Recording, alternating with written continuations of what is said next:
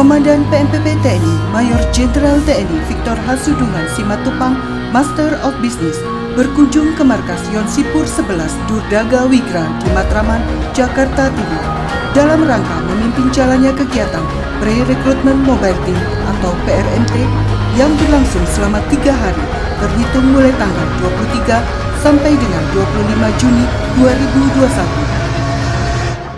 Kegiatan ini dilaksanakan dengan mengutamakan protokol kesehatan yang telah ditetapkan oleh pemerintah guna menghindari penyebaran virus corona yang belum berakhir sampai dengan saat ini.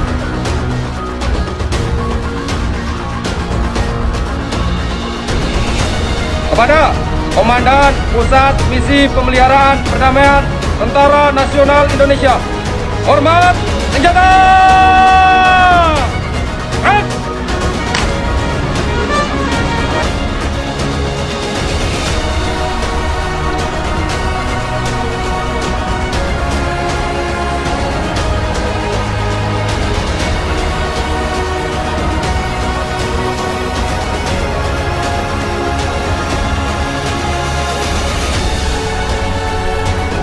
PRMT adalah sebuah kegiatan sosialisasi menuju seleksi pemilihan personil yang akan melaksanakan tugas operasi pemeliharaan perdamaian dunia, di mana Yonsipur 11 Durdaga Wigran terpilih sebagai main body Satgas Gizi TNI kontingen Garuda 20S MONUSCO. Selaku pimpinan kegiatan PRMT, Komandan PMPP TNI memberikan penekanan yang sangat penting kepada seluruh prajurit Yonsipur 11 Durdaga Wigran agar selalu mempersiapkan mental dan fisik para calon peacekeepers, memanfaatkan waktu secara efektif untuk menghadapi seleksi, menguasai materi seleksi dengan optimal dan berkompetisi secara sehat, percaya pada kemampuan diri sendiri, dan seleksi ini akan dilaksanakan dengan baik benar dan dapat dipertanggungjawabkan.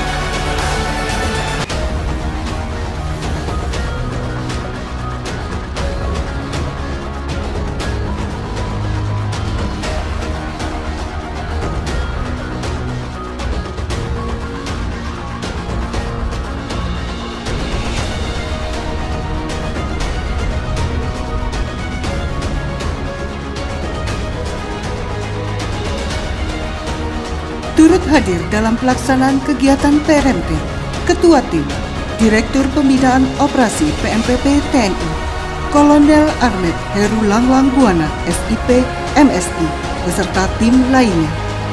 Hari ini saya datang ke Yonsipur 11 Kodam Jaya untuk melihat dari dekat persiapan-persiapan yang akan kita siapkan untuk menyeleksi satuan ini.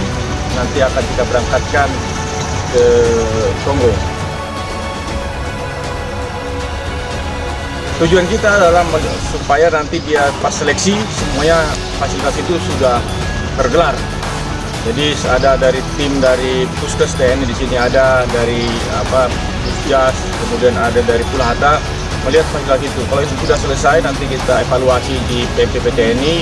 Nanti akan kita tentukan tanggal berapa mereka mulai seleksi, dan mereka juga akan menyiapkan kesiapan mereka, para peserta seleksi.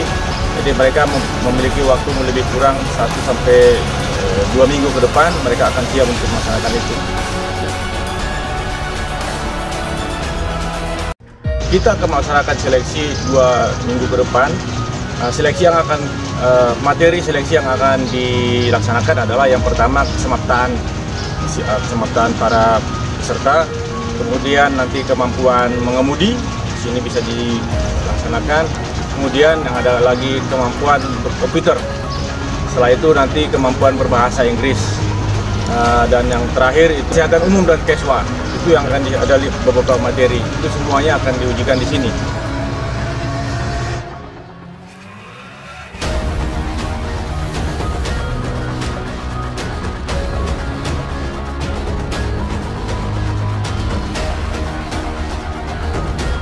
Tugas-tugas mereka ini yang pertama adalah untuk membantu menggelar infrastruktur yang belum ada di Republik Kongo sana.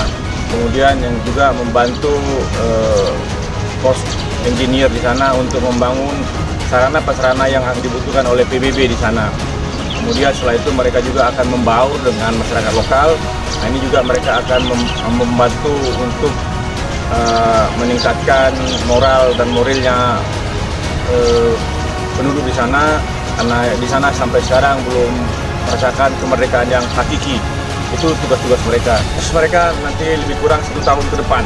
Jadi kalau mereka berangkat nanti bulan 1 tahun 2022 dan kembalinya bulan 1 tahun 2023. Jadi selama 1 tahun ini mereka akan pergi ke sana.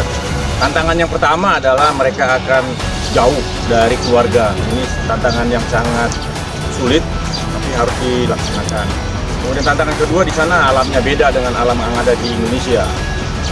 Di sana walaupun kayak kita tropis, tapi tantangannya lebih parah di sana. Di sana banyak penyakit-penyakit. Di sana ada penyakit malaria yang lebih hebat dari malaria yang ada di Papua. Kemudian mereka ada penyakit Ebola di sana.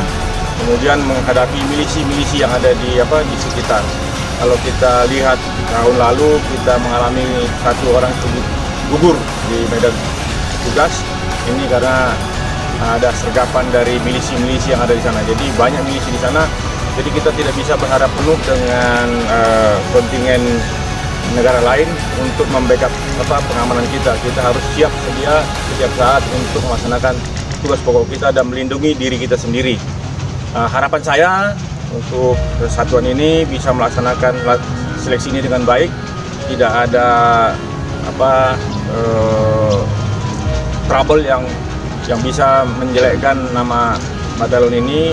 Katakanlah mereka berusaha untuk menyogok atau tidak ada. Ini murni seleksi tanpa duit.